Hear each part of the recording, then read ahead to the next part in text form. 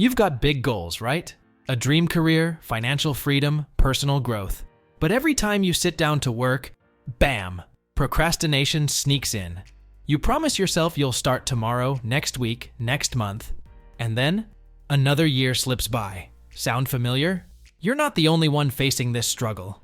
But don't worry. Today, I'll share 3 foolproof ways to overcome procrastination so you can finally take action. Most advice on beating procrastination only treats the symptoms. Get a planner, turn off notifications, block social media. But that's like slapping a band-aid on a deep wound. The real issue? Inertia. In physics, inertia means an object at rest stays at rest unless acted on by an external force. Your brain works the same way. The longer you avoid a task, the harder it feels to start. But once you begin, momentum kicks in, and suddenly, you're unstoppable. Let's dive into 3 techniques to push past inertia and beat procrastination for good. The 2-minute rule. Make it impossible to fail. This rule, from James Clear's Atomic Habits, is ridiculously simple. If a task takes less than 2 minutes, do it immediately. And if it's a bigger task, just commit to doing it for 2 minutes. The key here is to lower the barrier to entry. Our brains resist large, overwhelming tasks. But when framed as a tiny, effortless action, we trick ourselves into starting. Once you begin, your brain naturally shifts gears, making it much easier to continue.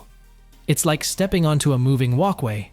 Getting on is the hardest part, but once you're there, momentum takes over. For example, instead of saying, "I need to write a 5,000-word essay," say, "I'll just write 50 words. Feels easier, right?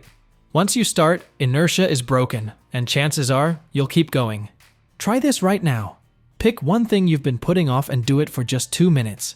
Then drop a comment below and tell me how it felt. Mel Robbins' book, The 5-Second Rule, is a game changer. Here's how it works. The moment hesitation kicks in, count down 5, 4, 3, 2, 1, and move. Why? Because your brain wants to keep you comfortable. The moment hesitation kicks in, your mind starts crafting excuses. I'll do it later. I'm not ready. Or it's not the right time. Counting interrupts that pattern, short-circuiting the overthinking process and forcing action before those excuses take over. It's a mental reset that shifts you from autopilot to decision mode instantly. Next time you're about to procrastinate, count down from 5 and take action. Then let me know in the comments if it worked for you. Cal Newport's deep work reveals a simple truth. Focus isn't just about willpower. It's about environment.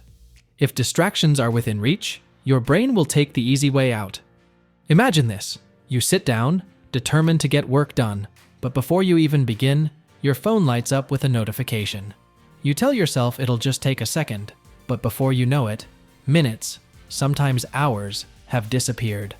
It's not a lack of discipline. It's your brain following the path of least resistance.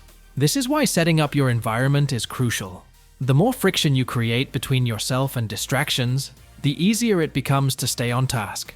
Productivity isn't about forcing yourself to focus, it's about removing the obstacles that pull you away. By shaping your workspace to support deep focus, you make productivity your default state, rather than an uphill battle. So ask yourself, is your current environment working for you or against you? Set up a distraction-free workspace. No phone, no unnecessary tabs, just deep work. Use time blocking. Dedicate specific hours for focused work. No multitasking. Create friction for bad habits. If you always reach for your phone, put it in another room.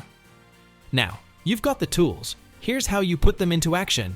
The 2-minute rule. Start small. Let momentum build. The 5-second rule.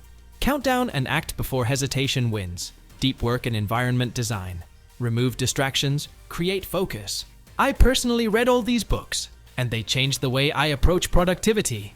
They helped me understand my own procrastination patterns, build better habits, and create a workflow that keeps me on track. If you want to dive deeper, I've added links in the description below so you can check them out for yourself. You're not lazy, you're not unmotivated, you just need the right system. Today is your day to take action. No more waiting, no more overthinking, just start. And if this video helped you, hit that like button, subscribe for more life-changing content, and turn on notifications so you don't miss the next one. Let's beat procrastination together. See you in the next video.